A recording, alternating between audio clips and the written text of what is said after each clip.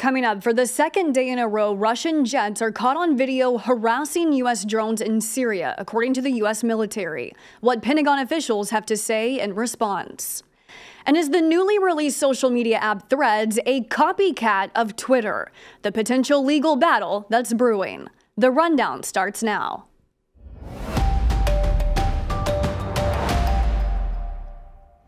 This is Straight Arrow News, bringing you unbiased, straight facts. Today is Friday, July 7th, 2023. Thanks for joining us. I'm Kara Rucker. For a second day in a row, Russia fighter jets have been caught on camera harassing U.S. military drones in Syria. This is video released by the Air Force. Russian jets dropped flares in front of U.S. drones and flew dangerously close while the U.S. Reaper drones were carrying out an operation against Islamic State targets Thursday morning. That's according to the Pentagon. It follows a similar incident that occurred in the same 24-hour period. On Wednesday morning, 3 U.S. drones were harassed by 3 Russian fighter jets, also in Syria. An earlier confrontation occurred in March when Russian aircraft collided with a U.S. drone, causing it to crash into the Black Sea. The U.S. has condemned Russia, calling all 3 incidents unsafe and unprofessional. We call on the Russian forces to cease this type of reckless behavior and to behave like professional airmen. We have rules in place, well-established processes and procedures, and have very successfully deconflicted with the Russians over many years when it comes to safe operations in that region. Happening today, the Biden administration is expected to announce its latest military aid package for Ukraine, worth up to $800 million, according to the Associated Press. In it, the U.S. is expected to provide cluster munition, which is controversial because the cluster bombs have a high rate of failure to explode. According to some reports, the failure rate is as high as 40%. On Thursday, the Pentagon wouldn't confirm whether these explosives that once deployed, opened in the air, and released submunitions would be part of any package, but said it would be helpful to Ukraine's current counteroffensive. Essentially, it can be either loaded with shape charges, which are armor penetrating, or they can be loaded with fragmentary munitions, which are anti-personnel. So clearly a capability that would be useful in any type of offensive operations. The latest military weapons being sent to Ukraine will come from Pentagon stocks and will also include armored vehicles along with an array of other ammunition and rocket systems. This $800 million package is separate from the $500 million aid package the Pentagon announced last week. More than $40 billion has been sent to assist Ukraine since February of last year. U.S. Secretary of State Janet Yellen is in Beijing for the better interest of American businesses overseas.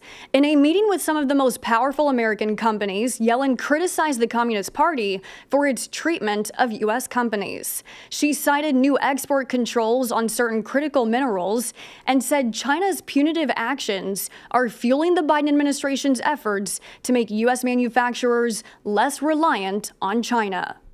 Our economic relationship with China must work for American businesses and American workers. I will always champion your interests and work to make sure there is a level playing field. This includes coordinating with our allies to respond to China's unfair economic practices. This is the second high-stakes trip the Biden administration has made in weeks after sending Secretary of State Antony Blinken, who met with China's President Xi Jinping last month. Twitter is threatening legal action over Meta's new social media app Threads that launched on Thursday. An attorney for Twitter is describing the newly launched platform as a copycat service, allegedly developed by hiring former employees of Twitter and using the company's trade secrets. That's according to a letter sent to Meta CEO Mark Zuckerberg. Twitter CEO Elon Musk tweeted, "Competition is fine. Cheating is not." Elon Musk doesn't really have the money to take Facebook on in a legal fight. Facebook has very big, well, Meta, as we must call it now, has very big and deep pockets. So I would predict, again, I'm not a lawyer, but I suspect that this legal action will either never happen or be so long running that you and I could be talking about it in 10 years. Within its first few hours of launch, Threads had more than 30 million users sign up to use the latest social media site. For the first time ever, a drug meant to slow the progression of Alzheimer's will be on the market. The Food and Drug Administration granting the Alzheimer's drug Leqembi full FDA approval. While other drugs targeting the symptoms of the disease have already been approved, this is the first drug that slows down cognitive decline. Scientists say patients do still decline on the drug, but the onset is slowed by as much as 27%, according to clinical trial results. Leqembi will cost $26,000 per year, but Medicare announced it will broadly cover those costs. We've been monitoring the plans to release treated radioactive water from the Fukushima nuclear power plant in Japan. Now we're learning not all experts who approved the plans may have been entirely on board. The UN's nuclear watchdog released a report this week greenlighting the plans. On Friday, the head of the watchdog said one or two of the experts behind the report may have had concerns about releasing the water.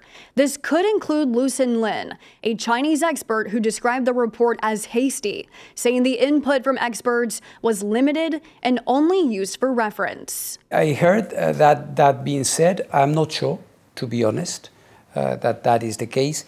But again, what we have published is scientifically impeccable. They often say this is one-sided. We do not take sides. I'm not on the side of Japan or on the side of China or on the side of Korea. The standards apply to all in the same way. Grossi toured the nuclear plant this week, saying he's satisfied with the plans. He called for trust in his organization and offered to visit South Korea to address any further concerns. These are your top stories. Thanks for joining us on The Rundown. We're on a mission to bring back trustworthy journalism by serving only you, not an agenda. Be sure to check out more of our work at straightarrownews.com. And you can also find the latest Rundown episodes available as a podcast on all major podcast platforms. We'll see you back here on Monday. Until then, I'm Kara Rucker. Have a great day.